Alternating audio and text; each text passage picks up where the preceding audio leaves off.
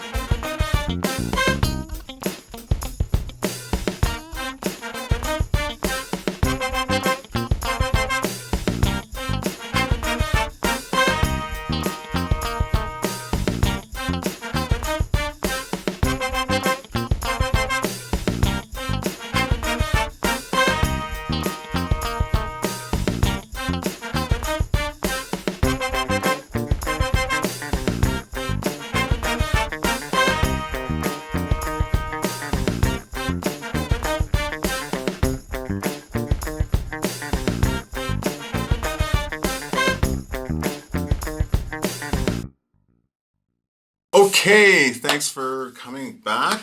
And yes, this is episode 9. And you know, 9 is 1 before 10. So you have to come back in 2 weeks and find out what episode 10 is all about.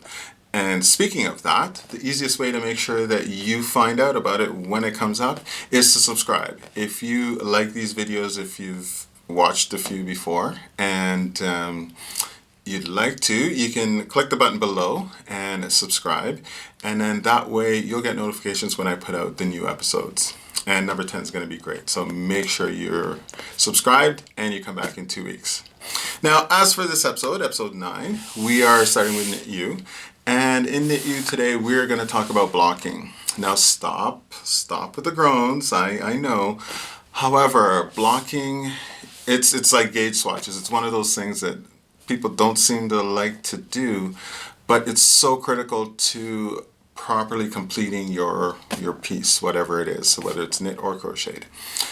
Today we're going to look at steam blocking. There are different ways to block, and I like steam blocking because it's nice and easy, it's quick, and I can do it in a 5-10 minute segment. So let's go to the studio and let's have some fun blocking.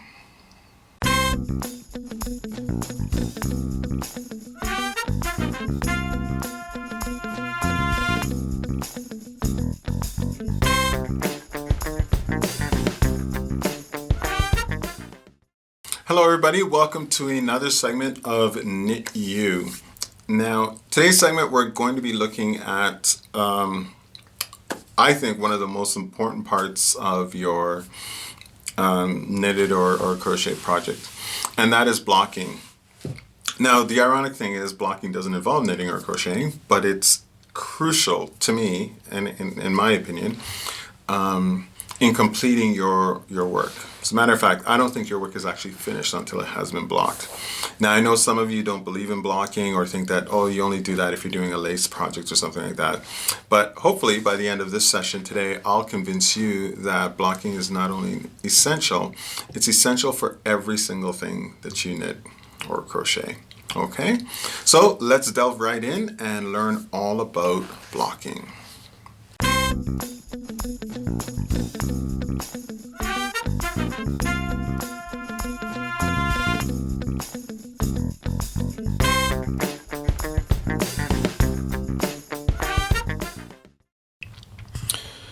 Okay, so for today's session on blocking, these are the tools that we're going to be using. As you can see, we have a bunch of knitted swatches that need to be blocked. They're in desperate need of blocking. We have some foam boards, which are what we're actually going to block them onto. And these long silver things are blocking wires. We'll show you how you use those. We have blocking pins in 2 sizes. And then we have the knit blockers by Knitter's Pride. They're a fantastic resource when you're doing blocking. And last but not least, we have a handy little steamer. Now we're going to be doing steam blocking today, but we'll be talking about other processes and other ways to block your work. I just really like steam blocking because of, for me, some of the advantages of it, which we'll discuss. Okay, but I am getting a little bit ahead of myself. What exactly is blocking? Blocking is a process where we set the particular size and shape of a knitted or crocheted piece. And there are different ways to do, there are different actual ways to block, but today we're going to be doing some steam blocking. Okay. Now, how we do this is by stretching and pinning the piece that we want blocked to the size and shape that we want it. And then we, in this case, we're going to apply steam to it, which is going to set it. You can also wet block, which is basically you immerse the piece in water. You squeeze out gently as much of the water as you can. And then you stretch it out and pin it out and lay it flat to dry. Okay. Now, when you're actually stretching it and pinning it to shape, I've found it easier when you do the wet block method. But I'm doing the steam block method today for time because you see the effects of that right away, and I won't have to do it and process it and then do another video tomorrow to show you the whole effect.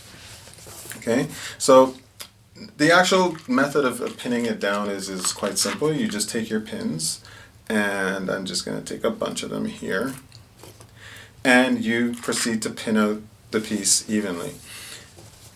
Even with this, however, there are different methods and different ways, and everybody has their idea of the proper way to do it.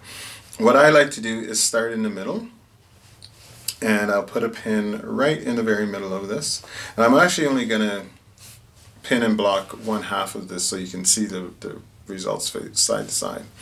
Okay, so I pin the very middle, and then lightly stretching, I will place pins up vertically to the edge, and then I will go back down to complete that. Now, the placement of your pins, how many pins you use is, lots of people have different ideas and whatever. I say it all depends on how many pins you have. Okay, so I'm going to go over now, and again you can see I'm stretching it slightly, and just go over and repeat this process to get this pinned down. Yeah, so with regards to how many pins you use, a lot of people look at this and say, Steve, that's overkill for such a small swatch. And you may be right, but the fact is I have the pins, I'm going to use them because you can't have too many pins. It's that simple. Obviously, if I was doing a much larger piece and I had fewer pins, I would use those.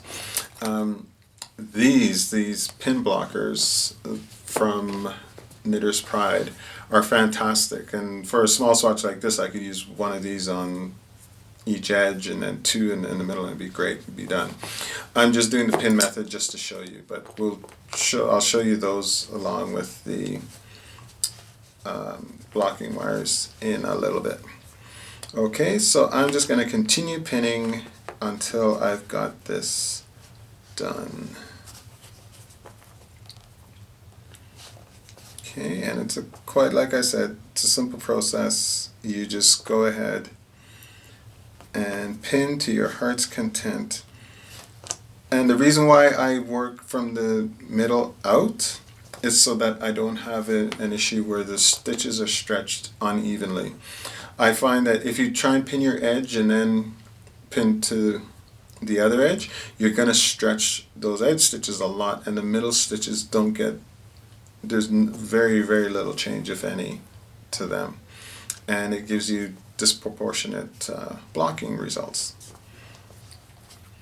Whereas going from the middle out stretches the fibers naturally, as evenly as possible, I've found. Okay, so once it's pinned like that, you basically are ready to steam it. Normally you would pin the whole thing. I'm going to, as I said, just do the half, and we'll see what results we end up with. Okay, so we're ready to block this, and as I noted earlier, I am going to use a steamer, and this is just a portable mini handheld steamer that you can get pretty much anywhere, any hardware store. We have the chain of stores called London Drugs. I picked this one up there. They're about $20–$25, and they're really, really good. And they're fantastic as an iron as well if you happen to have clothes that need ironing or just a light steaming. As you can see, I just turned that on at the start of this little blurb, and already it's heating up. Now, be very, very careful when you're using this. I mean, like I said, it's a steamer. Steam, really, really hot. It's actually hotter than boiling water. And you can see the steam starting to come out here. So, and again, everybody has their ways. Some people will cover this before they block it, and to protect it. Steam is about as gentle as you can get, even though it is very, very hot. And I find no reason for this to cover this, so I just left it like this. So just waiting for it to get a little bit more, and then I'm gonna steam one half of this and not steam the other half, and we'll see how it goes. Okay, here we go. I just hold it a little bit a ways from it, about 4 inches, 3 to 4 inches, and let it go. And I'm going to show you a close-up of what happens with this. Actually, I'm going to show you a little tip thing, what's actually happening when the steam hits the wool. But that's all you have to do for steam blocking. Now I'm going to just do this half of it, and in truth I've never done this before. I've only blocked half of a piece. So the results, you will get them at the same time I get them. Okay? And there used to be a way where I could get this going. I've had this going much harder, but it seems to have done the trick. There we go.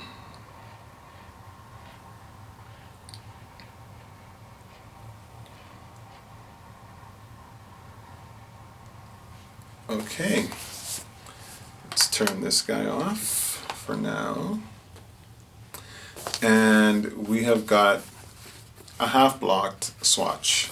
Let's unpin it and see what we see. Okay, so I am going to I'm unpinning this now.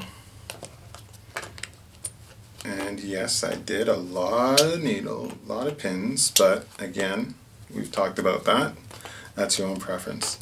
One of the great advantages to steam blocking is that because you're not saturating the piece with moisture, it's actually ready quite soon. Like this is still damp to the touch, but this will dry much quicker than if I had totally soaked it or immersed it. Now remember before when I was taking the pieces like this one and I was stretching it and then letting it go and it would come back?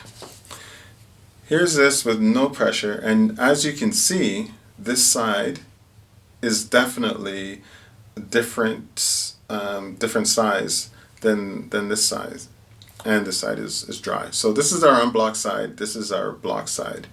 Let's get a real close-up of that, and I'll show you the difference. So now, as I've told you, I didn't pin this side, and I did pin this side. And as you can see, these stitches are definitely further apart than these stitches.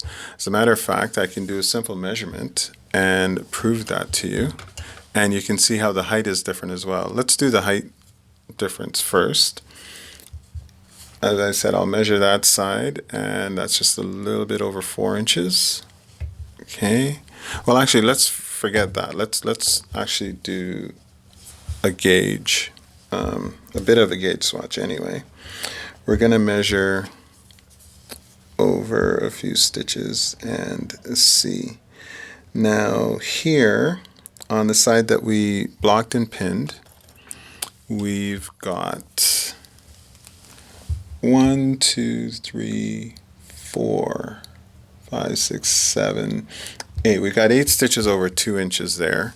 So that gives us 4 stitches per inch. And over on this side, trying to do this and not get in the way of the camera, we've got 1, 2, 3, 4, 5, 6, 7, 8, 9. We've got 1, 2, 3, 4, 5, 6, 7, 8. Yeah, we've got 9 stitches here over the 2 inches. And that's the unblocked side. So that was our original gauge was a 9. So that's 4.5 per inch, and over here we've got 4 per inch. And that's the difference between Aran and Chunky. So again, if you've got something and the gauge isn't quite right, you don't always have to panic. If you're using, if you're planning to block it later, you can always just fix it in the block. And remember what I was saying about the steam being so nice because it dries so quickly? This is basically dry right now. Like it's very, very, very lightly moistured. Okay? And that's how you do a simple block, guys, and some of the effects of blocking it. Wait, 2 more quick things I'd like to show you before we finish. First of all, it's the blocking wires. And you can get blocking wires in your local yarn shop and at yarn festivals, things like that. There's usually somebody selling them. But if you can't, you can use 18 gauge wire from a craft store. And this is what this is that I picked up. I like this sometimes because of the shorter length, and you know, usually the blocking wires are quite long, which is great when you're doing shawls and scarves and things like that, but you know, I can put a bunch of these together and I get that length as well. These are a little bit more portable and transportable. So what I do is just thread this along the edge, and I use a selvage stitch in pretty much everything I do. And one of the advantages of that is that it makes this part very, very easy and quick as well. So if you're not doing selvage stitches, why not? There's another reason to do them. Okay, so I thread my blocking wire along the edge of my piece, and I'm just showing you this as an example, so I'm not going to bother with the rest of it. And I can manipulate it. You can see that I can stretch it, shrink it, whichever, quite easily. So then I would take this, I put it down on my blocking board in the space that I require to block it in. And then I take my pins, or I can use these knit blockers from Knitter's Pride, which are fantastic. And basically they're just blocking pins, but they've already been pre-spaced for you and encased in some hard plastic. So with the one I get 4 pins. And I use these to pin it down. So there's 1, there's 2, and I could get away with just using 2 on this, but I'm going to do a 3rd because just like the pins, if you got them, why not use them? And there you go. It's already blocked, well, it's already pinned down, ready to be blocked. As you can see, that's a lot quicker than doing it with the individual pins. Okay, so that's the first thing. And then the second thing I'd like to show you is what happens to wool when you actually steam it. And why that's important. Let's turn on our steamer here. And why that's important to you as a knitter or crocheter. Now, I'm sure somewhere along the line you've had to frog some work, right? Or perhaps you've gone to a thrift store and found this amazing sweater and wanted it for the wool, not for the sweater itself. The problem is when you undo the yarn, it's quite kinky, quite curly, like that, right? And well, that's just to be expected. It's been knitted and in that shape for ages, so you know that's how it's going to look. Well, what you can do is take your steamer and take your yarn and expose it to the steam. And as you'll see, quite quickly, the yarn just relaxes and straightens out. And I am not pulling on this in any way at all. It's just simply being exposed to the steam, and as you can see, it's getting relaxed. This is the same process that happens when it gets blocked. It just gets set to that particular size and shape because it's pinned to that size and shape. If we didn't pin it and steamed it, it would keep those exact same shape of the stitches without changing the size. So if your piece is exactly the size you want it, you know, you can actually just steam it without even pinning it down, and it should set it. But look at that. Now you have straight yarn that you can knit or crochet with again. Straight, not so much. Okay? So there you go. Thank you very much. I hope you've enjoyed this session of Knit You. And remember, this isn't meant to replace instructors. If you get the opportunity, please take classes and lessons from instructors local to you. I look forward to seeing you again in the next episode. Leave me a comment in the comments and tell me what method you use for steam blocking. Did you enjoy this? And what else would you like to see in Knit You? Mr. Hugz signing out. Thank you so much. Okay, great. Thanks for that, Mr. Hugz. And like I said, there are other ways to block. There is the wet block method. I just, like I mentioned earlier, love steam blocking. It's very, very gentle on your piece, and it's so quick and easy. And usually the garment, whatever it is that you've blocked, is ready in, well, definitely under an hour, usually. Don't hold me to that. Okay, so now we're off to see Felix, my good friend Felix. And she plays a harpsichord, the accordion. It was so cool. Yeah, so in the last episode, we talked to Felix, and she spoke about sound and bricks being great inspiration for her color work. Well, today she is going to take us on a tour of Reading, and it's a fabulous tour. It's absolutely incredible. I couldn't tell you, like, it just opened my mind anyway in terms of how I look at my inspiration sources and how I look at things for inspiration. And just as we discussed in the segment, you'll see it in a little bit. I just look around myself now and look at the building materials of where I live, and yeah, it's fantastic.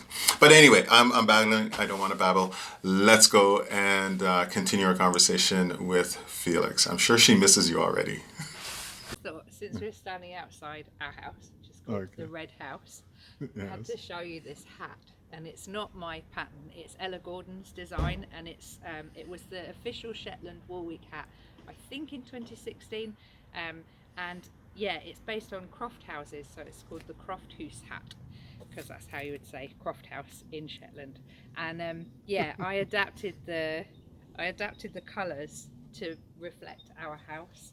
So that kind of mortar-y colour comes from there, and then the reds are kind of like The door's actually faded quite a bit, but that kind of red colour. I just thought it was nice to show you as we as a beginning to our bricks tour of Reading. That's what this is, a bricks tour of Reading? Yeah. Oh, and you're gonna wear the hat. Well, I am until I get too hot, and then it might come off. Hey, it's summer. It's gonna be quite cold. It's been cold this whole time. What's with that? It's been warm here the last couple of days. Yeah. And just this street, I just wanted to show you. So the story that we've heard about this street while we've been living here is that the builder made our house, the red house, and then used the rest of the street as a kind of showcase for different brick patterns and different styles. And you can see there's like little creamy coloured diamonds, and then the ones here have all got like grey bricks on the front of them and creamy bricks around the windows, and they're all slightly different. So it's the same person that built all these houses? Yeah, not, I think the ones, once you get to the end of the road, there's like a newer street, and those have been built later. But for example, this house on the end, I love the diamond patterns on the gable. Yeah, it never grows old. Nice. You know, there's these lovely old Victorian houses were built to shelter people and to house families who came here in like hundreds and thousands during the Victorian kind of like the Industrial Revolution. So there was a big ironworks, there was a biscuit factory, there was a biscuit tin factory, there were 3 brick kilns, and all these streets filled with Victorian houses just sprung up all over the town. And yeah, the people who made these beautiful patterned things are anonymous craftspeople, kind of like when you go to the Shetland Museum and you see all this beautiful ferrule, but you don't know who made it. And it's the same. It's like an everyday utility craft that's completely beautiful and designed to shelter us, but at the same time look amazing. You know what's really cool about that diamond? Is it can be ferrule or cables. Yeah. Wow. Cool. They're just like charts all over the town. Neat. So this is one of the areas where there was a major kind of brick kiln during like the 1800s, and there were 3 along here. We're in this area, Kate's Grove, and yeah, there were 3 which we'll pass in the course of our amazing bricks walk around Reading. And the thing I really like about the bricks is, much like wool in Shetland, for example, where ferrule comes from, part of the relationship between the patterns and the material is the place. And so in Shetland you've got like these particular little small feral primitive sheep in loads of different colours, and in Reading you had this amazing clay that's really specific to this landscape, and when you fire it, it comes out a shade of red that's known as Reading red, and once you see it, it's completely recognisable. And I'm fairly sure that this big kind of tall structure is one of the older bits of this kind of it's now sort of industrial park, but before that, yeah, it was a kiln, and you can see it sort of dug into the side of the hill, and I presume that is because when it was a brickyard, the clay that the whole town is built from was dug out. So what's the difference between the terracotta red and the Reading red, and terracotta? It's just a really particular. They're both shades of terracotta, but it's just a really particular bright shade of red, and it's just to do with the chemical composition of the soil here, and because of its proximity to Wales, relative, we've got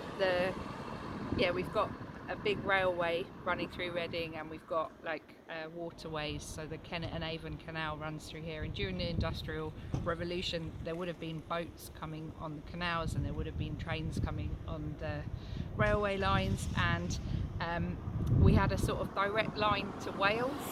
And in Wales there's a type of clay that fires, you would find it in seams of coal, and it fires to a very pale, bright, hard cream colour. And you can see that where those bricks were imported very exotically from Wales, they've been incorporated into the pattern. So those creamy bricks that you see around Reading are from Wales. The red is Reading red, and then the kind of grey bricks are their Reading clay that's been fired, but while it's been fired, the oxygen has been starved to the kiln. So it's like a whole materials and processes that are very much of this place, and that's what's gone into making the bricks. If you understand something in a bit more depth, like whether it's what the bricks are made of or just that you've thought about something in a certain way, I just think you can make it, you can really enrich your knitting practice by having that kind of thought. And I just wanted to show you this amazing section of tarmac. I don't know if your camera's going to pick this up, but I don't know if you've come across Tarmac Tuesdays, but it's kind of a hashtag that started out of my knitting practice, because I'm as interested in road surfaces as I am in bricks, although I don't know as much about the actual composition. But if you look at this area of all tarmac, the different colours in it. yeah, so it's green and it's kind of pink, and like you could kind of say, well, like it's grey, or like if I said to you what colour is tarmac and you hadn't thought about it, black. Yeah, but then when you look, it's all these amazing different colours. And one Patchwork. day, yeah, I took all these photos of this tarmac and printed them out and had them all over the house. And Mark came in and was like, what are you doing? And I was like, well, I've been looking at the colours of tarmac. And the next day we were walking along here and he stopped exactly where we're standing now, and he just said, yesterday was a simple day and tarmac was grey. But today, now I see it's like, it's green and it's pink and it's different shades of grey, and it's warm greys and it's pale greys and it's white and it's black and it's all these different colours. And he was like, you've ruined it for me. I wouldn't call that ruining. I'd call that, I think that's like, made it better. Yeah. But for me, it illustrates perfectly the point that when you look at something and you spend time with it and you give it your attention and you give it your focus and you're really present to it, and then you incorporate it in your knitting, you can never go back to just taking it for granted as like, oh, it's just bricks, or oh, it's just tarmac. Like, it will always have that level of where you've connected with it and thought about it. And it takes so long to knit a jumper. Why not add the extra time to embed that meaning in it? So, do you use nature as well? I do, yeah. I really, in my first book, I've got 3 main sections. It's things, places, and plants, because I think growing things and having a garden and seeing, like, is anything more inspiring than putting a seed in the ground and then watching it become a thing? So yeah, but I'm kind of, I have a special place in my heart for dandelions, for example, because I feel like they're very overlooked and they're like a weed. And I'm like, but they're so beautiful and jolly. And I think, and cherry blossoms, I absolutely love. Yeah, so plants have their own special kind of, sorry, it's just noisy for me. Yeah, that's okay. Yeah, what I started to notice about plants is that they're so complex and they have so many shades in them and they have such a complicated relationship with sunlight that it was something where I did a few things with plants in my first book, and then in my second book I made a whole chapter that was about making a giant floral shawl that's covered in flowers, because the only way to incorporate millions and millions of colours into a fair old chart is to have a very tall chart where you can keep swapping in colours, right? So yeah, I really like working with plants. I think they're beautiful and an everyday source of joy and sustenance. So this swatch is actually based on my street where I live, but a lot of the plants that feature in the swatch can be found just right here as well. They're just really common, kind of, I suppose you'd call them weeds, which I find a bit pejorative, but you know, we'll go with that. So this is green alkanet, and this is what I was saying about the complexities of trying to translate flowers into stranded colour work. This is so low res, and when you see how detailed and complex that is, and I didn't quite get the flowers to stand out in the way I quite wanted to. But I also noticed that there's some dead nettles along here that are also on my street, but also here. And you can see the little, like, trying to get that shape that's kind of like a spear that has, is that the right word? It's like a spike where it starts small, bigger, and then gets smaller, and how I've tried to do that in knitting. Oh, if you got the little bee. There's a little bee. The little bee. That's it's quite a big ass bee. bumblebee. A big bumblebee. Just collecting the things. And then here's my dandelion. This one is quite a bit lighter. Wow, that's a fantastic rendition of it, though. Holy crap! It's just, I feel now looking at it like I would like to redo it in shade 23, but but the thing is, I mean, obviously the dandelion has millions of tiny little petals, and you've just got this 7 dots per inch kind of 8-bit pixel, but you can still get just the idea of it. And then this is based on a particular bit of brickwork on my street where it's been repointed, so the mortar changes colour and isn't a flat uniform shade throughout.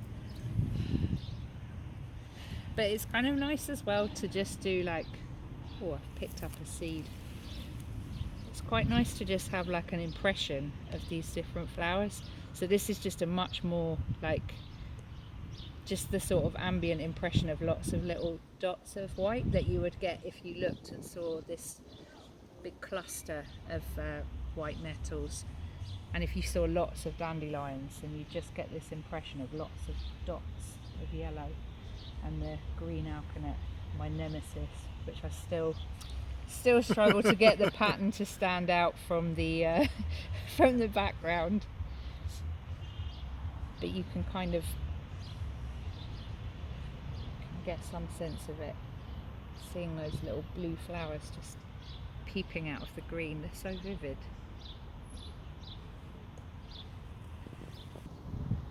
Really unusual. There's like nothing else quite like it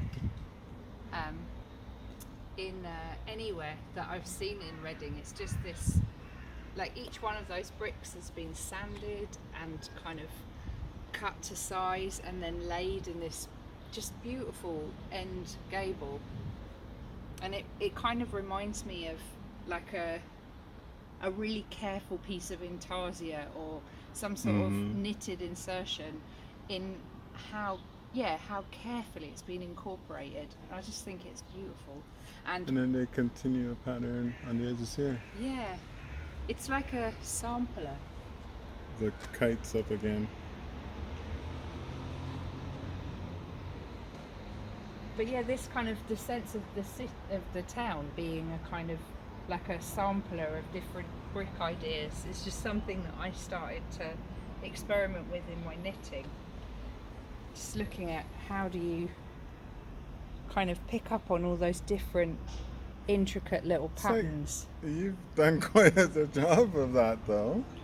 Holy crap, it's like I'm looking right at those bricks in this. That's awesome. And but everything, it's so there's nice the diamonds, and there's the colors here. Yeah. Are right in there as well.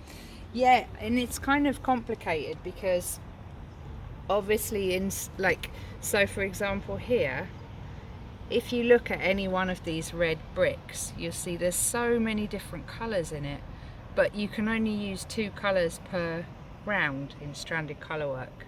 So this was just an experiment in find all the different colours that you can see in one brick and then sequence them and then do this kind of pattern over the top. And you see this pattern everywhere around Reading, just this kind of, and this is my favourite part of the whole swatch. It's such a simple pattern, but it's, again, you see this everywhere, this old mortar, an accent brick that's kind of dark grey, and then this Reading red colour.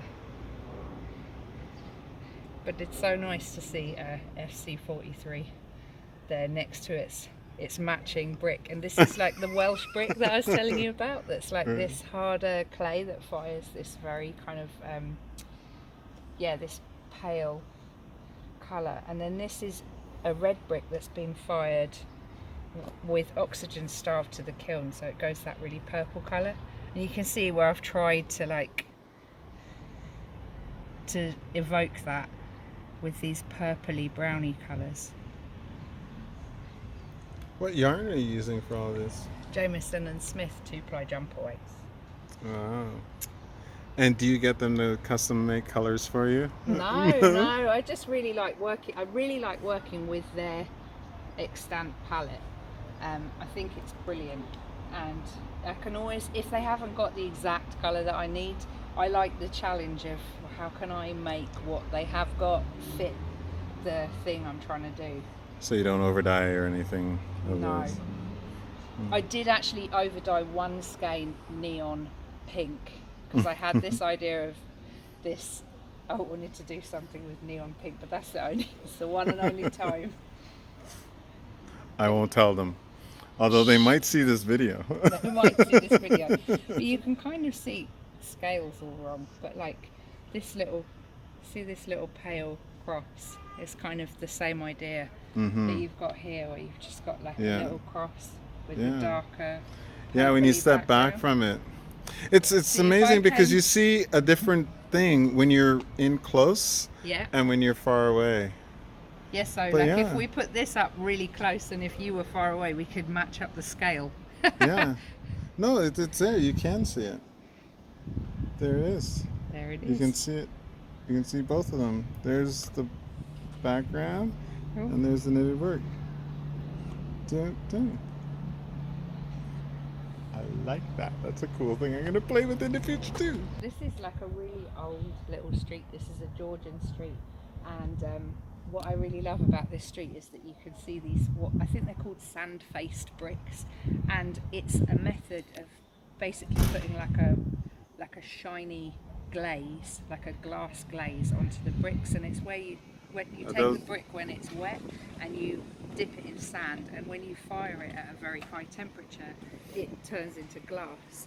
And the surface, so those ashen ones? Yeah. Okay. And you can't see it because we're in shade, but they're really, if we go close up you'll see that they've got like a really beautiful kiln fired glassy texture.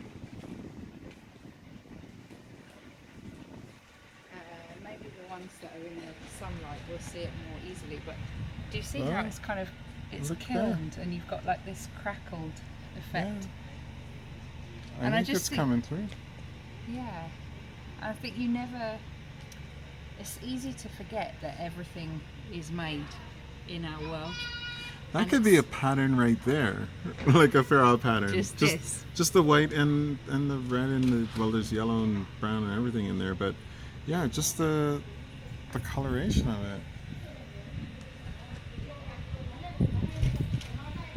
It's funny you should say that, actually.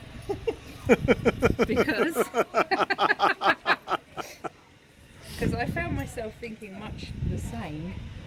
And do you remember I was showing you the swatch that is just that there's a section on the swatch that is just that,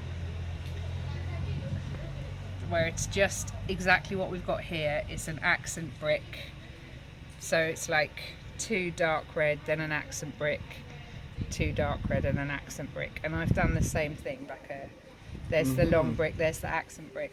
And I started to think, what if I just did different iterations using these bricky colours that speak to that idea? Wow. And they all speak to it because all these colours are in the bricks. But instead of getting sort of literally hung up like I need to do one pattern that says everything, just keep repeating the pattern and each time speak to a different idea of the pattern. And at some point I just was like, okay, it works every time. It works every time I do this. I'm going to stop swatching and just make something for once that I can actually wear. And, oh my gosh. So I made a cowl that's wow. That's just based on all these different iterations. of the brick speckling and the colours. bricks. Yeah. Colors and wow. And it works both ways because it's a wall from a distance that's got that accent pattern on it, but it's also, as you say, like the speckles close up. Mm-hmm. Like it's almost to scale. Look at that. Yeah. It's like I planned it. Exactly. And it's what I like about it is it's very, very simple. It's a very easily memorizable repeat. And you could adapt it to all sorts of different contexts. Like it doesn't have to be about bricks. I've chosen bricks because that's such an obvious thing here where I live. But what is the building material where you live? Like what are the houses made of where you are? Or stone. Actually, there's quite a few wood. Quite a bit of wood. We have a lot of wood in Canada. And now there's a lot of apartments, so that's concrete and glass. So when I was in San Francisco, I noticed that all the houses have these kind of amazing like pastel, they're all painted these amazing kind of pastel colours. And I thought, I wonder if this concept could be adapted to that. And yeah, I don't know, maybe like the different woods or looking at the different fixtures around the windows to get that kind of accent detail, or even coming up with a different 4-stitch wide repeat that speaks to the structure of the wooden buildings would let you do a similar. Because this is like a record of walking around Reading, looking at all the bricks, photographing the bricks. And I really like I would never go into the yarn shop and just choose all of these colours. But when you can see that they work so beautifully in the town and you can see them around you and you can see, oh, that's a palette, then it gives you confidence. Like I could, they work together. I can see they work together because I see it every day and I think it's beautiful. So that's amazing. I'm just going to be like clad in knitwear by the end of this. If I just keep adding knitwear, by the end you won't see me, you'll just see the knitting. Yeah, so this is Elgar Road and it's amazing because it's the Hold thing on 2 seconds. Check it out. What is it? Oh, it's a red kite. Yeah, it's a red kite. Oh, have you got it? Oh, I've gotten it, getting it. Yes. It doesn't look like it, but I'll be able to zoom right in because it's in 4K. Yeah, it's a red kite. We have them all. It's this amazing bird success story. Oh, here we go. They've been like reintroduced around here. So I think they were supposed to be reintroduced in the Chilterns in Oxfordshire, but it's been such a popular breeding program that they've kind of spread out. And yeah, now we just have them in Reading. I'm like super blasé about it, but it's like this amazing giant bird of prey. Yeah. Well, we have eagles in Vancouver, so I'm golden eagles. We have golden. We have oh my God, bald eagles. Okay. But yes, we have golden, and then we have the ravens and whatever else. But okay, let's get back to the this. Bricks. So this is it's Elgar Road, and it's another Victorian road that was built in the 1800s.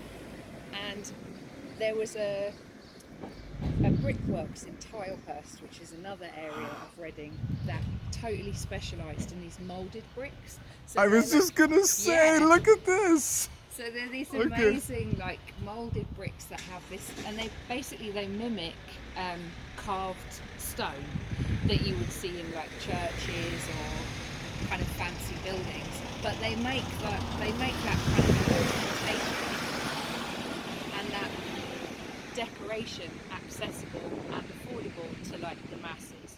So people moving into this street to work at the coal works, the brickworks, the ironworks, the biscuit tin factory, the biscuit factory, or any of the other sort of blossoming industries of Reading could kind of look through a catalogue and go, I want this and I want this and I want this. And there's some very kind of snobby writing about the sort of smorgasbord of design influences that people chose, but I just think it's beautiful that people were like, I'm going to have a fleur-de-lis and I'm going to have like a squiggly thing and I'm going to have this diamond pattern, and they just decorated their houses, and they're all slightly different. And in the sort of 70s, I think some of the houses got pebble dash, so you can't see the bricks anymore, but all the way along here you'll see around the windows and around, there's these like little borders of these moulded tiles that were just working class people decorating their houses and doing what they wanted, and kind of expressing their design flair, which I just think is a thing to celebrate. And even the number 1904. Yeah. So yeah, that's a little later, obviously, than I was saying. But... And then what about this here? Is this part of it too? Yeah, I think so. It looks like. So this was a shop front, then they've painted over it now.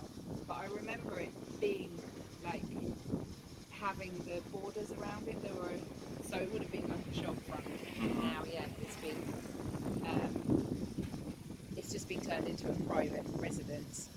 So the fancy tiles finish.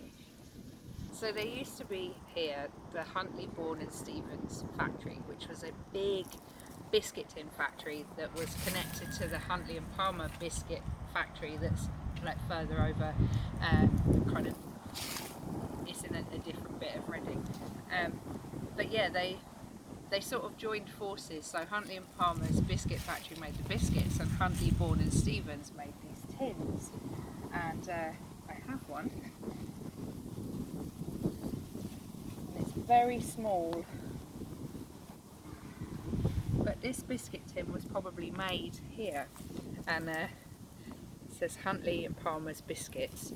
And I think that Huntley, Bourne and Stevens were the first kind of tin manufacturers to pioneer printing directly onto metal. So prior to that, you find these biscuit tins that are like a plain tin that's then got like a printed design stuck on it. So yeah, superior Reading biscuits, because they're made here in Reading. It says Ice Gems. Have you ever had any? No, because they went out of, they kind of, I think in the 70s they were bought up by another biscuit factory, and then it sort of folded. So yeah, not in my lifetime. I've never tasted a Huntley and Palmer's biscuit. Although I did find a tin on eBay that still had the original biscuits in it, but I was like, I don't know if I want to eat those.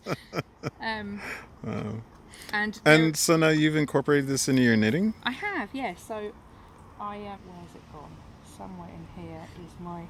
And this is a good tip if you're someone who wants to do stranded colourwork that's based on an everyday inspiration source, but you don't have a massive yarn budget and you don't want to buy 6 million colours, pick a printed inspiration source that has a very limited colour palette.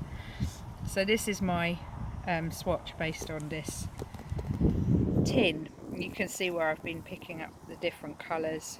That's sort of based on the circle and a little bit of red text just running through the middle. And then these little tiny, there's like a little tiny kind of like a little tiny flower, and I've tried to sort of do that here. And again, this problem constantly of high res reality versus low res knitting medium. Very, very fine yarn. But or just accept that it's going to be an approximation. And like, for example, with the braiding that's around that red band. Those are cables. Could do a cable. My workaround was just to do like a lice pattern. Well, actually right here. And here, yeah, I tried. It looks like it. But the scale compared to this is a bit different. Yeah. So, and then this, where's it gone? This huge kind of complicated design, that's taken from just trying to chart that kind of twizzly corner ornament. Wow. And there's actually like 3 different shades of white. There's like 96, which is a kind of off, it's like a lemony yellow, like a cream colour. And then there's like a dirty white colour, 202, and then there's like a really bright white colour, And that's just because the biscuit tin is aged and those pale bits aren't like a flat uniform colour. So yeah, and it's really nice that the biscuit tin was made here. Not exactly where we're standing, but very near to where we're standing. And there's a couple of kind of, you can find people's accounts of remembering the smell of the biscuit tin factory and remembering the smell of like the, I suppose, horrible kind of chemical paints that wouldn't be allowed now, and the sounds as well of making biscuit tins. I imagine were like, I wish I could hear them. And there are sort of a few photos around. I think it was sort of the 70s, the 60s or 70s that the biscuit tin factory was totally demolished, and there's no trace of it. But I find that kind of amazing that there was a whole industry here. And this, not to be too romantic about the Industrial Revolution, because there's lots of stuff that was really wrong with it. But when I first moved to Reading and I had no connection to it, I remember Mark saying to me, "Oh, you know, there used to be a biscuit factory here," and I was like, "Oh, biscuits." And it was just kind of like a way in, like a way into the place. And this is one of the more, so this was a sample tin, and this would have been given out at the train station to kind of lure people into to become future First one's customers. free, little girl. Yeah, exactly. But they made much more elaborate tins than this. There's one that I cover, which shows up from time to time on eBay, that's shaped like a tiny miniature Aga, and there's another one. There's quite a few that are shaped like a case of books, so they're not only printed but also moulded. And there's also, like, for the sheep and wool lovers, there is a tiny miniature farm that's like a little farmhouse with a kind of, I mean, it's no wonder they went bankrupt, because I don't know how that was cost effective, but it was very, inventive and fun. Finding more and more decorative ways to present carbohydrates to the public. That Yeah, perfectly. it was quite tricky though, because this is a real, like, one of the problems with translating everyday life into stranded colourwork is that when you look at those darker bricks, their shininess helps them to stand out against the red bricks. And in knitting, where you've got this uniform matte texture, I swear those dark bricks are that colour, which is FC58. They are that colour. If you match the ball of yarn, it's that colour, but it just doesn't stand out. So I had to kind of bump up the contrast a little bit and use what to me is a more dull kind of dark charcoal grey, to get my knitted diamonds to stand out the way the brick diamonds stand out. But I kind of like how it disappears and reappears. And I've tried, you can see I've used a few different kind of reddy orangey colours, because the bricks are not a flat shade of red. They're like, there's all these different reds in them, reds and oranges. And the whole effect altogether is Reading Red. Reading Red. Is that your name, or is that like an official? No, it's an official name. Reading Red is a sort of known brick in brick circles. Reading Red is it's kind of distinctive. So they're brick circles other than your own. Yeah, I found there is a annual Brick Awards, which one year I would like to try and get along to, and there is also a British Brick Society. I fear that my membership has lapsed, but if I resubscribe, I will get their newsletters about British brickwork. Wow, fascinating. So this sign where it says private road, pedestrians use at your own risk. This whole road just used to be, I've got a photo somewhere of it just being like rubble, and kind of, it was just rubble. And the people who own this street kept saying to the council, we need a proper road, we need proper tarmac, and no one would, it just never got sorted out, so the residents just saved up and got it tarmac themselves. So that's why it says private road. Pedestrians use at your own risk. Nice. Because this bit of road, I think, just belongs to these residents because they paid for it. because I didn't want to wait for the council. But can you imagine? I mean, it's really steep. It needs to be a proper road. But yeah, so then they were obliged for legal reasons to notify us that we're using their road at our own risk. I love that, just a little detail.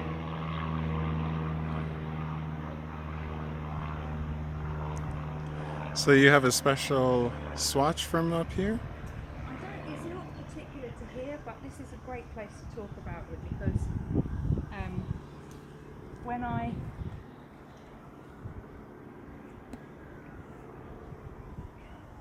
because we can see the town, and really I think my little digital recorder was so instrumental in me building a relationship with this place, because I was doing my PhD looking at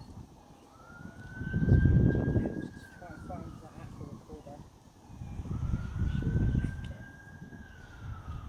So what's your doctorate in?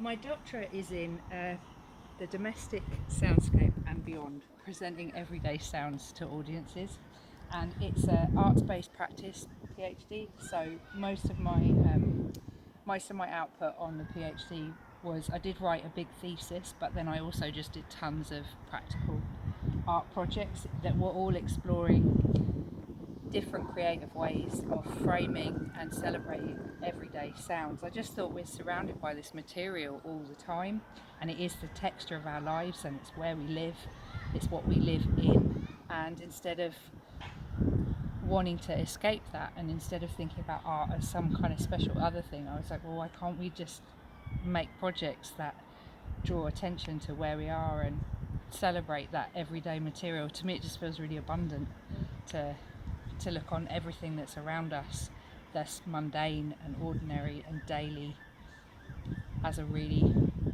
rich inspiration source, instead of thinking, well, inspiration is rare.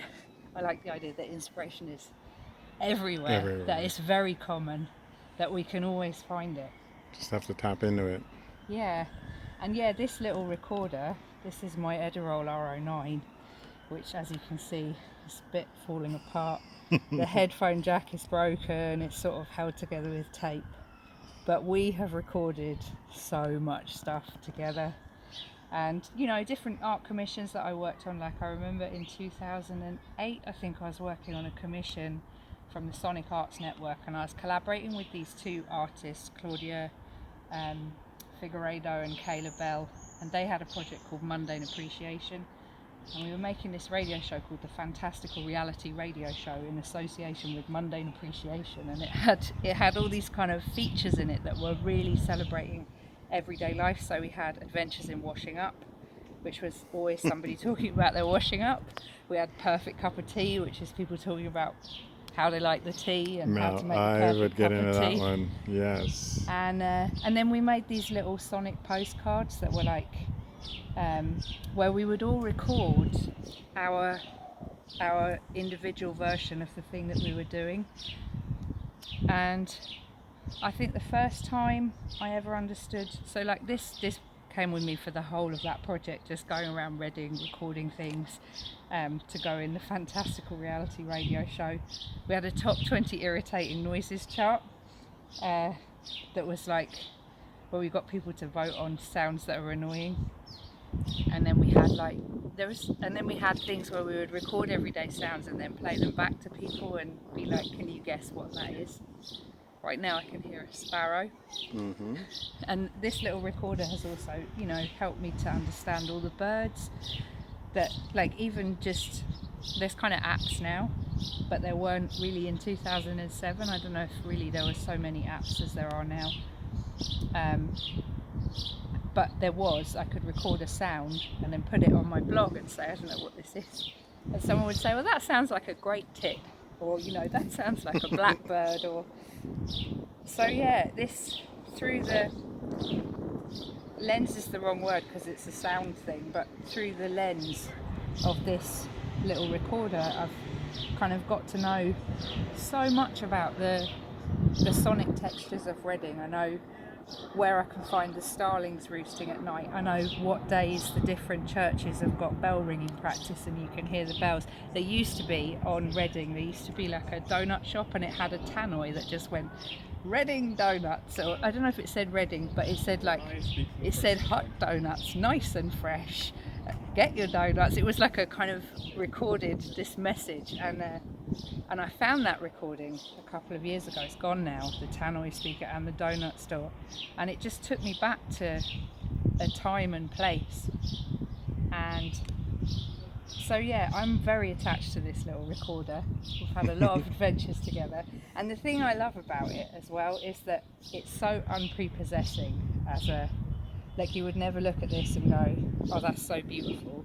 Do you know what I mean? Like, it's not like a Van Gogh painting or a sunset or something, but it is beautiful. It's a tool that's enabled me to completely reframe my relationship with everyday life. And even when I'm not listening through headphones, and even when I'm not listening to that amplified world of recorded sound, it's still there in my consciousness because of all the time I've spent with this device. So this is my swatch that celebrates the Edirol R09, and I really love how even from something that just looks like this, you can get so many patterns. So we have to switch it on to see like so when it's recording, I don't know if you can pick it up in this light, but you get this glowy red button, and you can see various versions of me trying to kind of get do the button. And then this is my rendering of the little digital display. And that's like the frontispiece, where it's got the record button and then the 4 diagonals around it. But then, of course, because it's repeating, it kind of, you get this squarey effect that I wasn't really after. And then this I love, right? You know, I never call what I do Fair Isle, partly because I think I have huge respect for Shetland, and I know that Fair Isle knitting comes from a particular place, and it comes from a particular kind of landscape. So I always call it stranded colourwork, but also there are things that you would do that there's things that I do that is not traditional Fair Isle at all. Like here I've completely, like the transport buttons almost fade to nothing. You can just almost not see the plays and the pauses on that bottom thing. But I love that because that's kind of like how these buttons are really worn from use, and I love the idea of having a jumper that's got these worn, faded transport buttons on it. Yeah, based on this.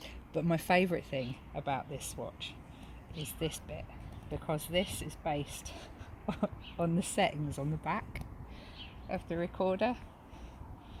So you can see, and I always have automatic gain control off, stereo mic on, mic gain high, and the low cut off. And that's how I always have those settings on the back. And you can see that there we've got automatic gain control off, low cut off, stereo mic, and high. And I love that because that is a pattern in fabric, but it's also a pattern of use. And just how those two ideas of pattern come together for me, I just think that's the best thing ever. Okay, so Felicity, you got your game face on? You ready? Yes. It's been amazing talking to you over these last, well, I guess I would say 2 days, but it's only really been 24 hours because, you know, technically from yesterday this time to today this time it's only 24 hours. But it's been fabulous spending 2 days with you and getting right into your brain. I really feel like I have, and I hope I'm able to convey some of that to, or I have conveyed some of that to everybody that has watched this segment. I like to play a little game with everybody that I meet and chat with, and it's called Either Or. Okay. Okay. And I know you got a PhD. You're smart. You know what that means, right? It means either or. Yes. You can't give me a third option. No. You can't do say both. You can't say maybe or anything like that. Okay. All right? Are you ready? I'm ready to play either or. Okay. Now I have to warn you, I'm going to be a little bit devious with you. Okay. Because having talked to you for a while and getting an idea of who you are, or a little bit anyway, I'm going to give you some really tough ones. Oh. But we're going to start off easy. Okay. So, knitting or crochet? Knitting. Knitting. Of course, we knew that was going to happen. Straight needles or circular? Circular. Okay. Circular or double points? Double points. I kind of figured that. Wow, that's interesting. Two-handed ferrule or stranded colorwork? Stranded colourwork. Okay. Color or texture? Colour. Okay. So color, huh? Tarmacs or bricks? Ooh. Oh, that was mean. That was mean. It's gonna get worse. Bricks. Come on. Okay, bricks. All right. Sight or sound? Oh! Oh! Sound. Sound? Yeah, would Seriously? be sound. Would be sound, yeah. Wow. If I had to choose. But how's anybody going to see your fabulous work if it's sound? You know, because It's okay. I don't know. I said just sound. Okay. Don't take my sounds from me. But here's a thought. Have you ever thought of knitting braille? Yes. Yes. Yes, and I have a friend. It's actually because of the scale and because of the way that you read braille. My friend Isolde, who is visually impaired, she reads braille, and we've done loads of kind of stuff together. I think that she has somewhere like using beads in knitting, and you could strategically put it so that the beads were the same size and the same distance apart as the bumps on braille. And I think that would be how I would knit braille. So you could knit braille if you use seed beads, and if you used you just have to be precise about the way the things are positioned, because you could do a big cable thing that has like big bobbles for braille, but it's not on the scale of how you actually read braille. So yeah, you could knit braille. It would be great if you had any visually impaired like viewers, audience members who could feedback about that. Right. Okay. And sorry, just one more thing. Do you know there are audio knitting patterns? So if you're a visually impaired person, you can get hold of knitting patterns that are audio knitting patterns. And because it's done in such a tactile way, you can feel the stitches. Oh, yeah. Well, lots of people knit without looking at their knitting. Yeah. So, yeah. Interesting. Okay. Let's finish up the either or. So, beer or whiskey? Beer. Oh. Beer or cider? Beer. Wow. Okay. Wine or gin? Oh. Oh, that's hard. That is hard. That's hard. This gets everybody over here. This is awesome. Do you know, I'd have to say wine. Really. Okay. All right. And then the last one. Boxers or briefs?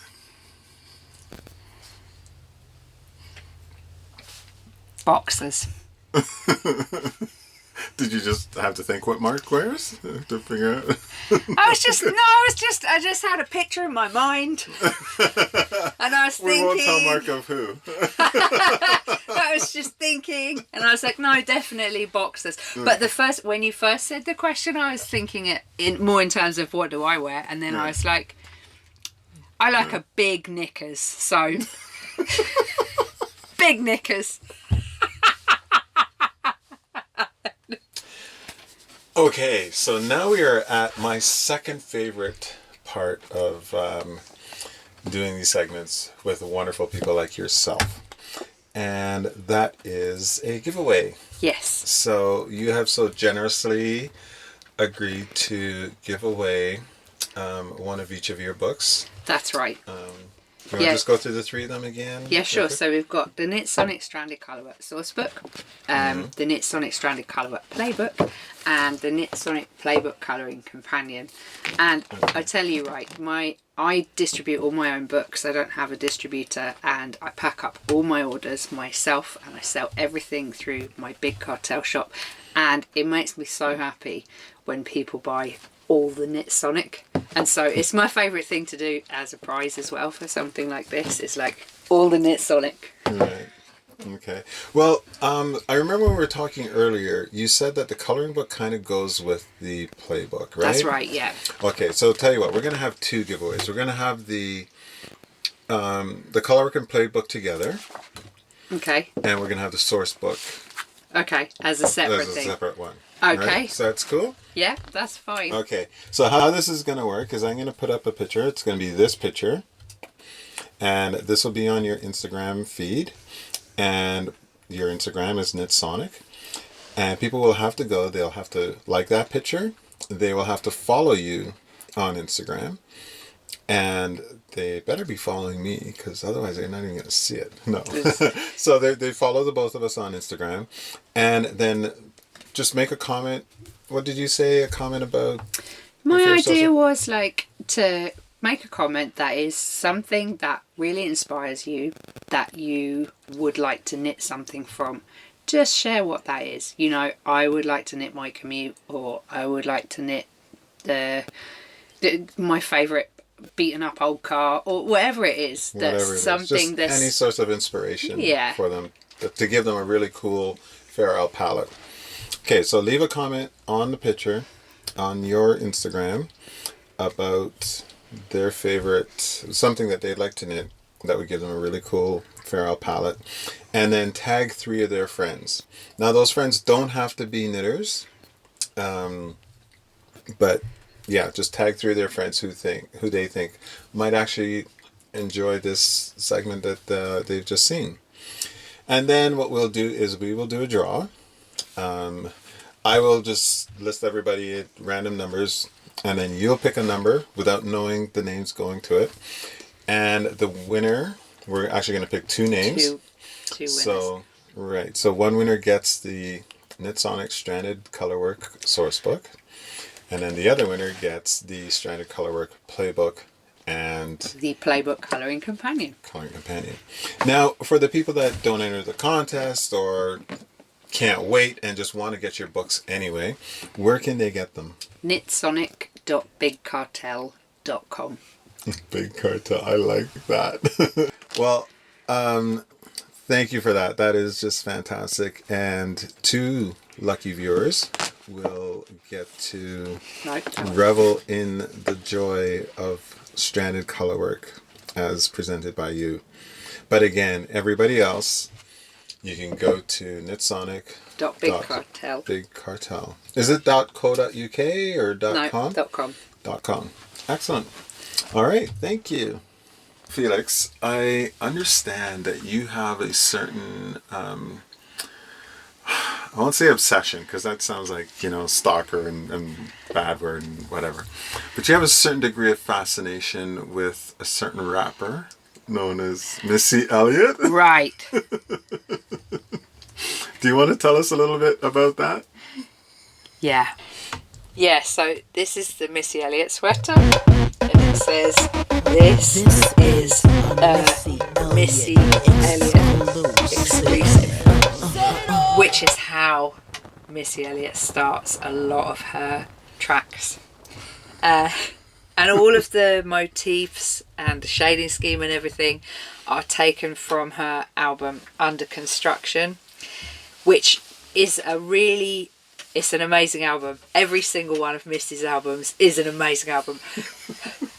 But I particularly enjoy Under Construction because she's talking about, even the name of it, she's talking about how we're all works in progress, right? We've all got things that we haven't figured out. We're all learning, we're all trying. And I think a lot of that album kind of came in the like late 90s after she had lost, or maybe it was like the early noughties, but like she lost Aaliyah, who was like her best friend. She, like, the whole stuff with Tupac and Biggie had happened, and she really was like, you know, just reflecting on the role that the media played in that, and looking at how can we be better so that we don't end up with, I think she says, like, we don't have to lose another important MC, like, let's just chill out with the dumb stuff. And yeah, what's the deal, y'all? This is Missy Elliott, giving y'all magazine writers, radio cats, listeners, or plain old haters a small piece of my album, which is titled Under Construction. Under Construction simply states that I'm a work in progress. I'm working on myself. You know, ever since Aaliyah passed, I view life in a more valuable way. Looking at hate and anger and gossip or just plain old bullshit became ignorant to me. When you realize in a blink of an eye you walking down a church aisle and that was meant for weddings and happiness, but realizing those same church aisles are used to view a loved one for the last time, from the World Trade families to the Left Eye family, Big Pun family, you know, Biggie family, Pac family, to the hip-hop family. We all under construction trying to rebuild, you know, ourselves. Hip-hop then gained respect from, you know, not even respect from, but just like rock and roll. And it took us a lot of hard work to get here. So all that hate and animosity between folks, you need to kill it with a skillet. You don't see Bill Gates and Donald Trump arguing with each other because both of them got paper and they got better shit to do. Get more paper. So all I'm saying is, let's take hip-hop back to the road. Follow me. She's just really, that whole album is about, like, let's take a look at what we can do to be better as people. And she's sort of talking about we're all under construction, which to me is a little bit related to that idea of you have to make mistakes to learn in your creative process. When you're swatching and doing stranded colour work, you have to make mistakes and learn in order to be a better human being. And I just love that sentiment of being under construction, because we all are works in progress. So that was why I picked that album to pull out the artwork from. And then all the other aesthetic choices. So she's got this amazing shiny pink kind of puffer jacket. And there's a yarn here. This is it's Aragon yarns. It's like a very loosely spun Romney. It has a really nice pearlescent sheen. I don't think this is the ideal yarn for colourwork because it pills and it's really warm. But those kind of puffy, soft, shiny stitches for me is a bit like her amazing jacket that she's wearing. Also, it's very big. It's like a chunky yarn. And if I knit this in like fingering weight yarn, I wanted it to be very oversized. And if I knit it in fingering weight yarn, it would have been like cast on 650 stitch, and it still wouldn't be done. So, yeah, I like those kind of puffy stitches. And then her signature, she's got like a pen sign in the album artwork, and there's like a little star and a little crown.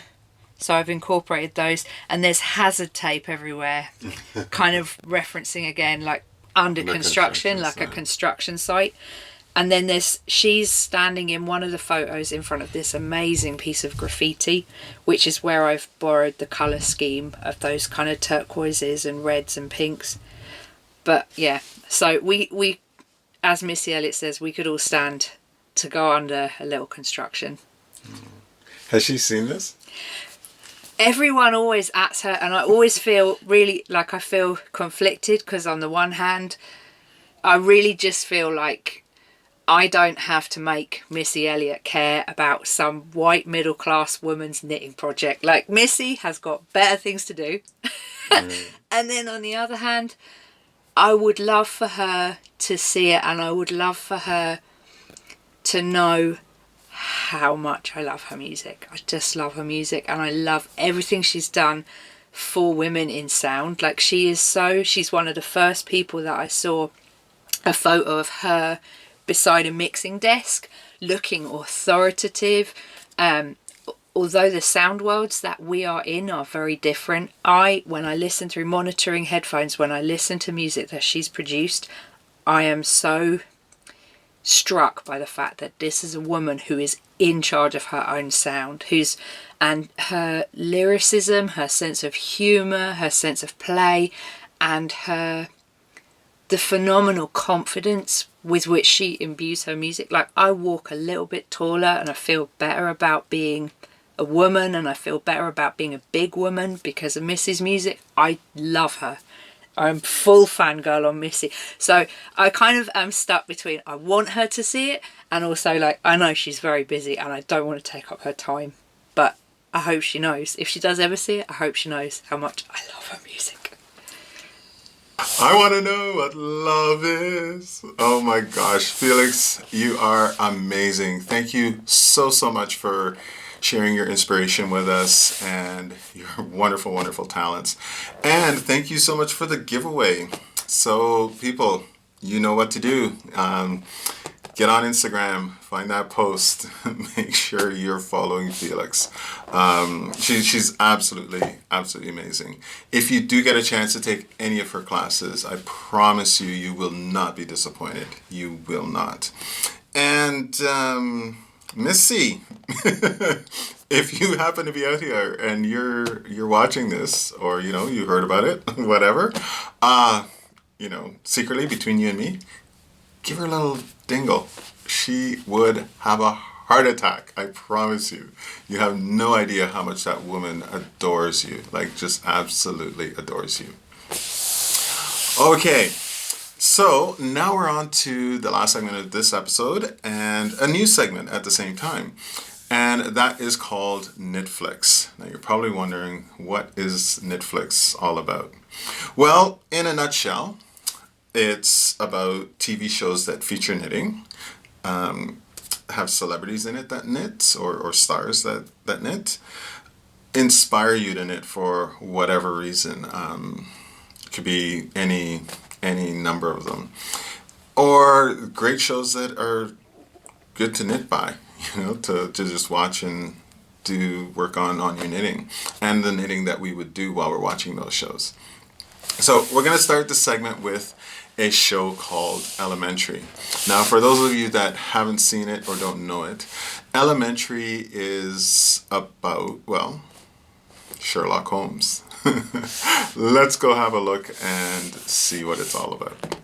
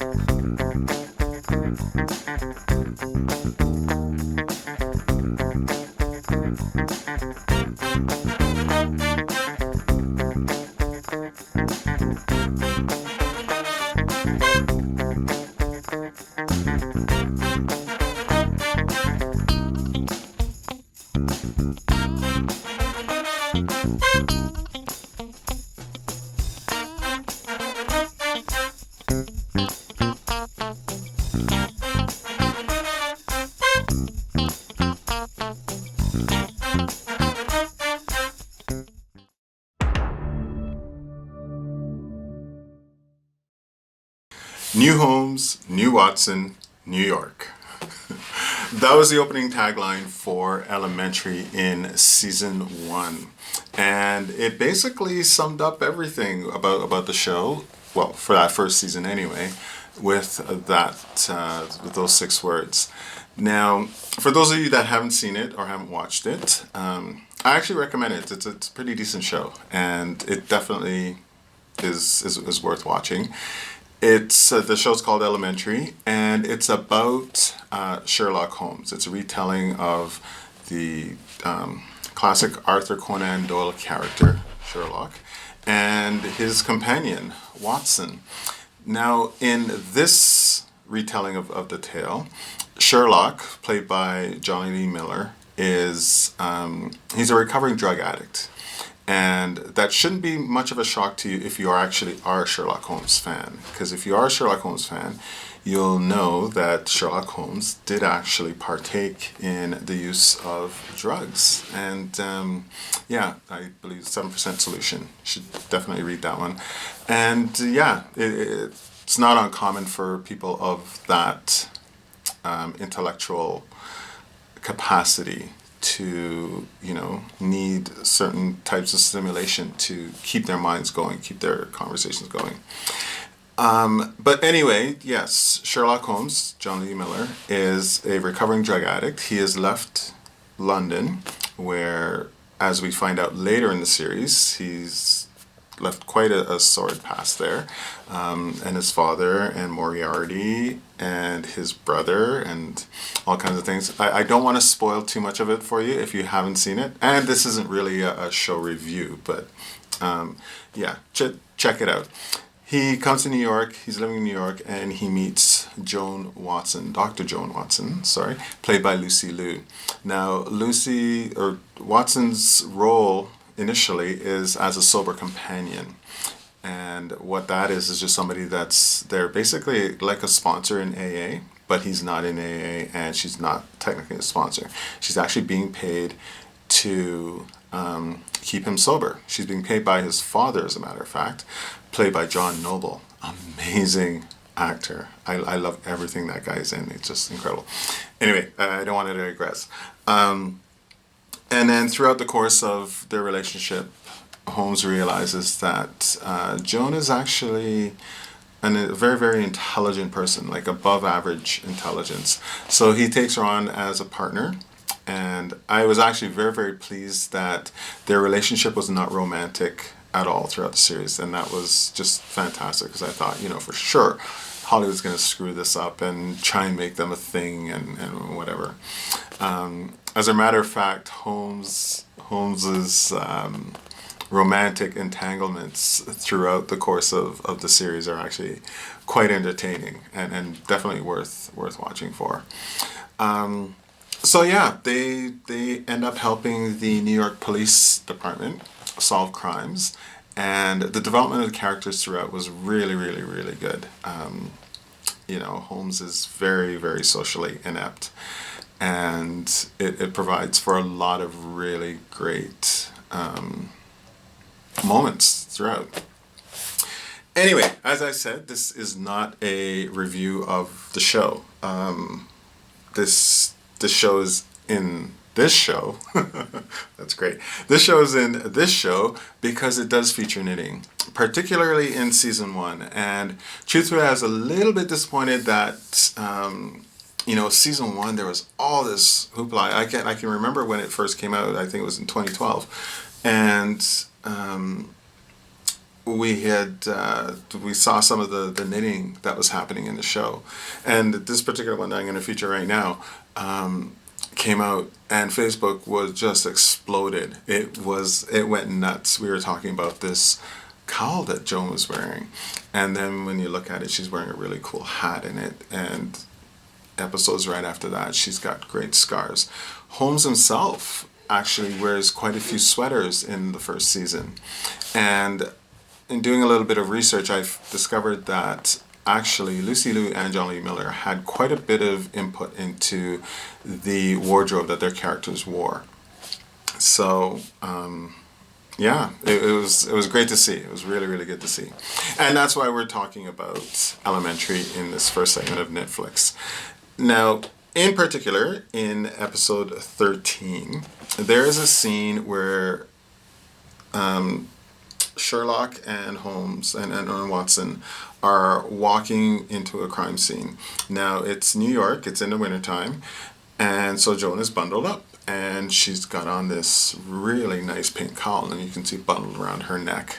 And yeah, it's fantastic. And you're just like, I don't know about anybody else, but I saw that right away. As a matter of fact, people are walking by me all the time, and I'm like, oh man, always checking out knitwear, right? Are you like that? Do you do that too? So we see her in that cowl. Then in the next scene, still the same scene, but we see her, they enter this building to view the dead body. Check out the crime scene is what I should have actually said. Yeah, I'm not going to edit that. We see them enter the building to check out the crime scene. And the cowl is now not bundled up, but just looped around her neck.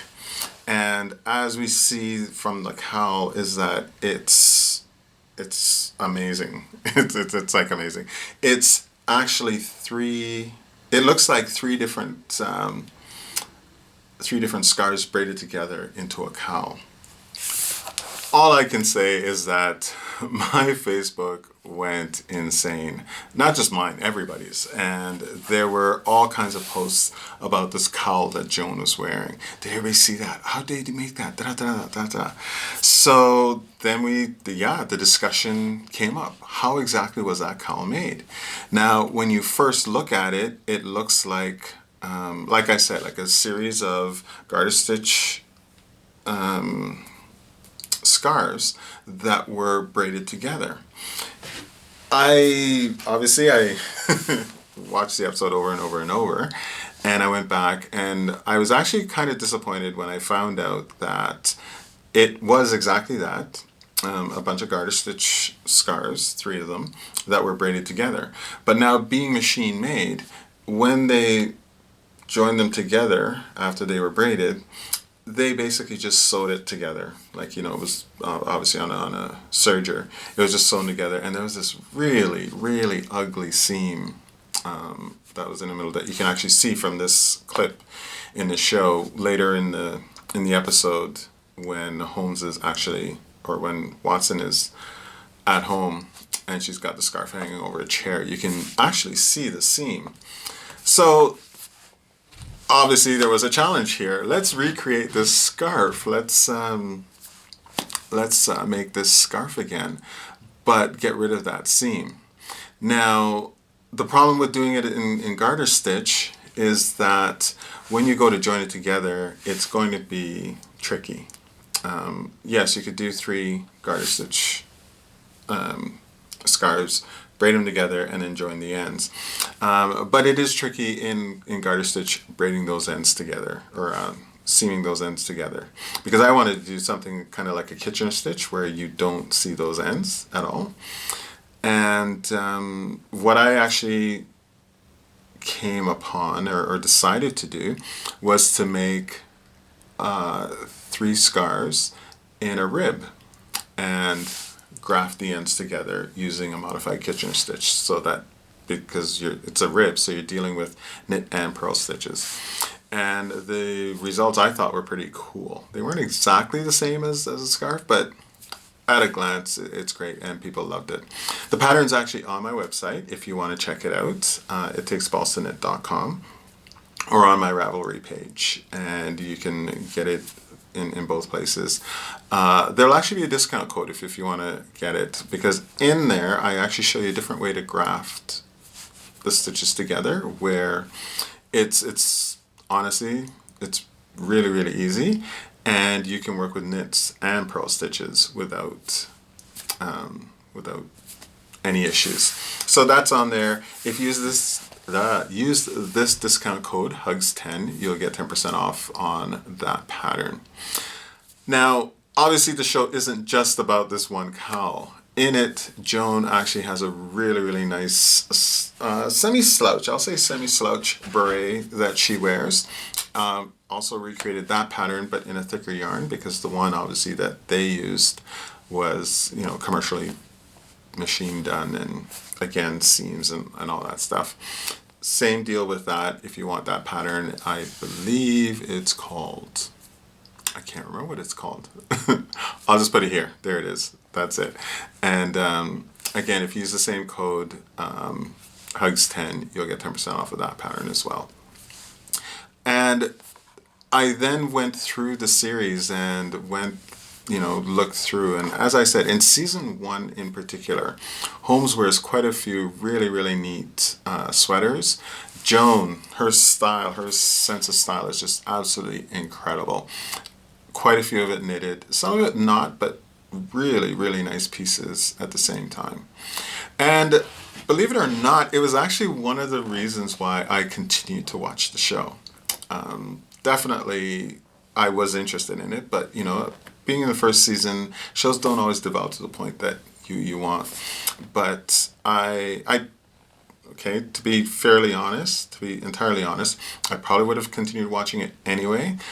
But the aspect of the knitting being featured so prominently was definitely a reason for me to continue watching.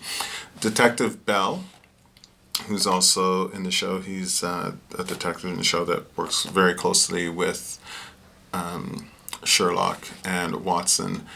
He also has some knitted scarves, and his Captain Ian Gregson in the show, has some pieces that are really worth watching out for anyway.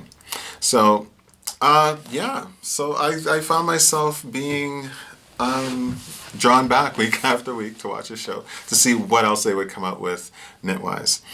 Now, unlike some other shows that feature knitting quite regularly, and we will get to, yes, Outlander fans, I'm talking to you, Elementary kind of tailed off in terms of the knitting that was featured in it over the course of the next 6 seasons. However, it still was worth watching for the occasional piece that popped up. And you know what? It's actually a really cool show to knit by, because you don't really have to be engaged visually all the time. It's a very intellectual show, so you're able to just listen to what's being said, and you pick up on what's going on. And obviously, of course, if you don't have to look at your knitting while you're doing, like if you're doing something simple in stocking stitch or garter stitch or whatever, then you can't be fully focused on the television at the same time. So I found the two of them a great combination to enable you to knit while you're watching this show.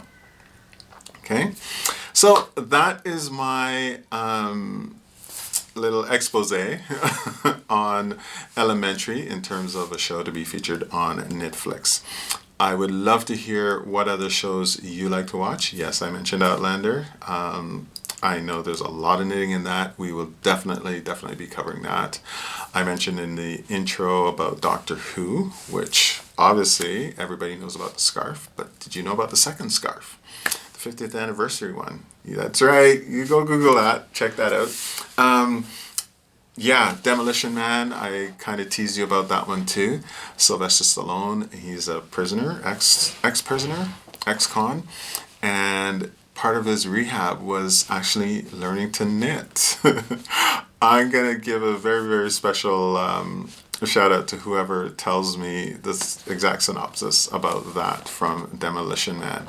And tell me the color of the sweater that he actually makes in the movie, and I'll know you know what I'm talking about.